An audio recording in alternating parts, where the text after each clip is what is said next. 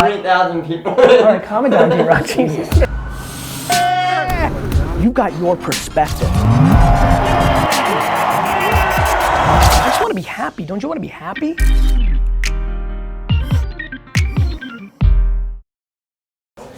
Here's how I think we should do it. I think you guys should be sending me clips, and if you don't get an answer, like I think you do it twice, like kind of what you just did.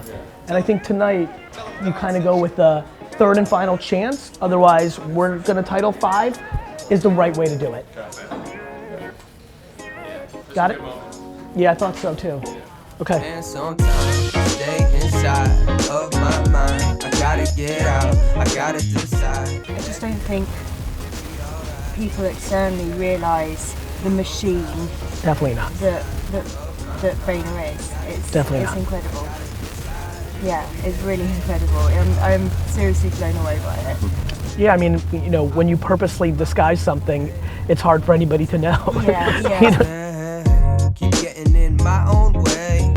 Overthinking, I think I'm insane. I couldn't agree more that going from 2 to 50 is like going from 50 to 100 is easier. The problem is people go from 2 to 50 and then they change everything because they think they've made it or they figured it out or they go from humility to ego.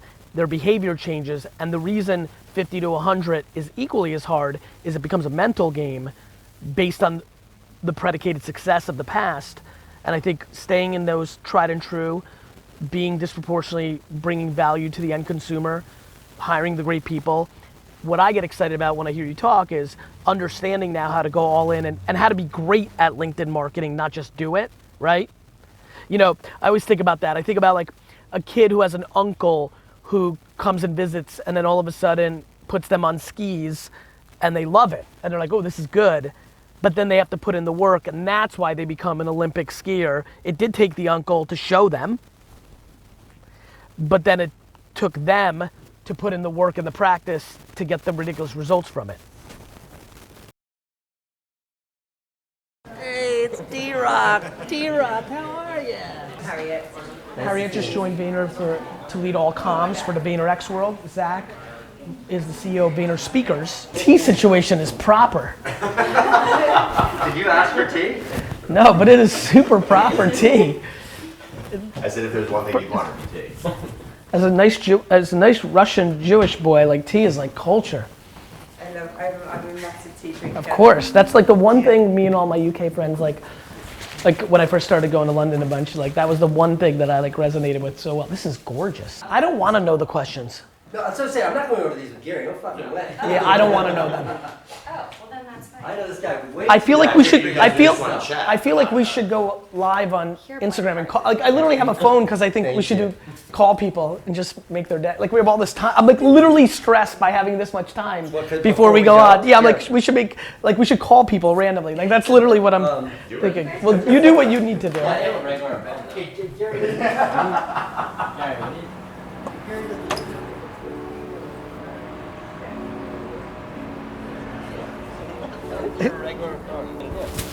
Well, there's just too much downtime, so I was gonna make content. Like, get it good, ready?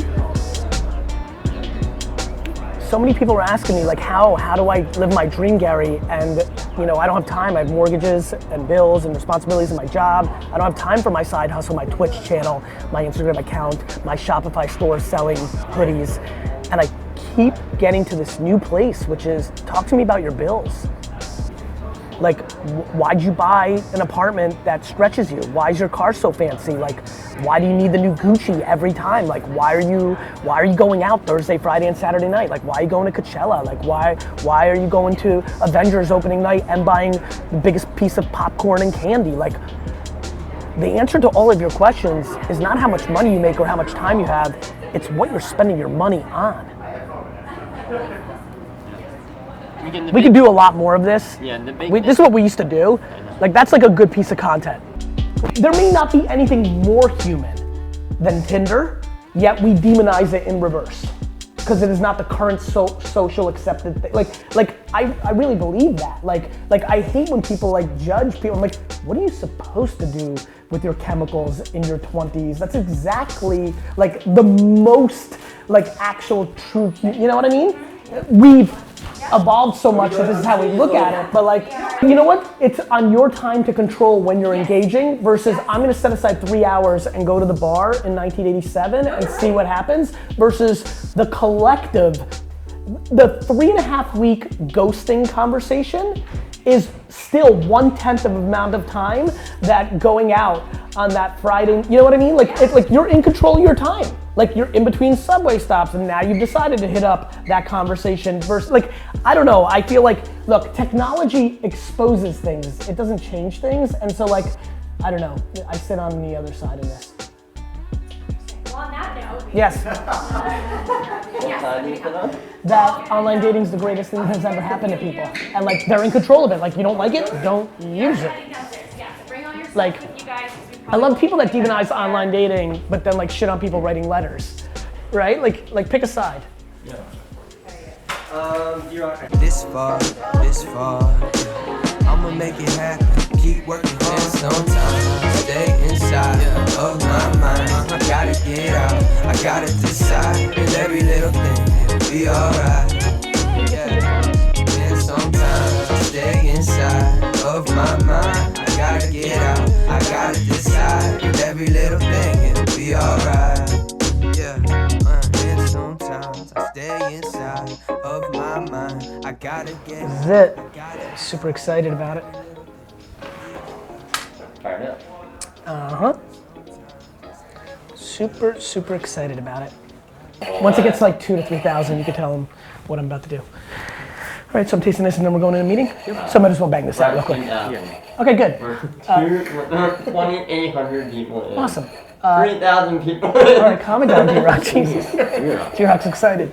Instagram, big news. This is the first time I'm trying the Empathy Wines White, which will start delivering We're in. bottling starting Thursday. This is Nate, the handsome it's partner. Trout. It's a good looking guy.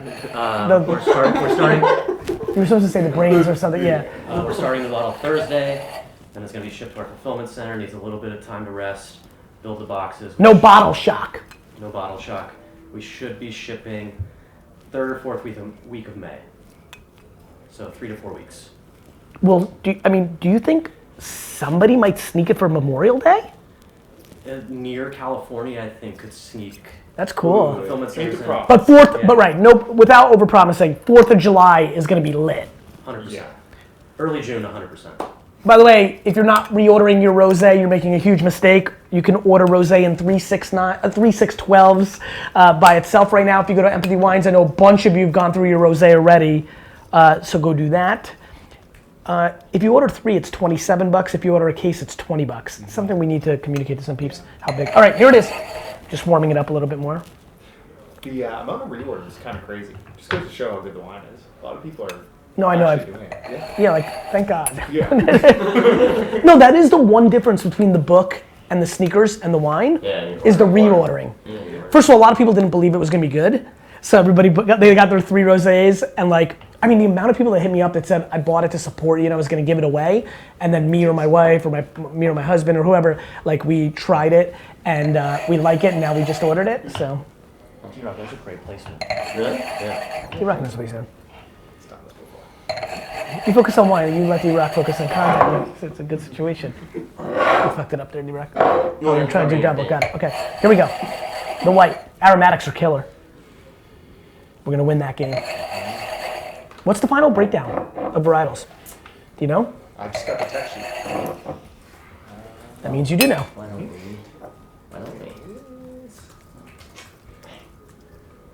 Chenin Blanc, What up? Chardonnay, Grenache Blanc. Ooh, so Chenin and Grenache Blanc are 2 of the 3 most highest percentages. Yeah. How much Chenin? 27%. Love it. Love it. Guys, I made this wine, like we made this wine with, actually I can't say we because I can't speak to what these guys were thinking. For me, selfishly, when we were tasting, I was like, yo, we need to make out a wine that just changes the white wine game because rosé and red are eating up the game. Like red's been established, rosé's eating into white. We got to get people excited about white again, and I don't think that can just be Sauvignon Blanc. I don't think that just can be Chardonnay. I think it needs to be a blend. And when I think of Grenache, and I think of Chenin Blanc, but I think of Chardonnay foundational in the middle. Like, I'm excited. All right, what else? A little bit of Albarino, and just a splash of Verdejo and Muscat. It's like a kitchen sink blend, but all really exciting grapes. Here we go. Aromatics are lady. It'll be alright.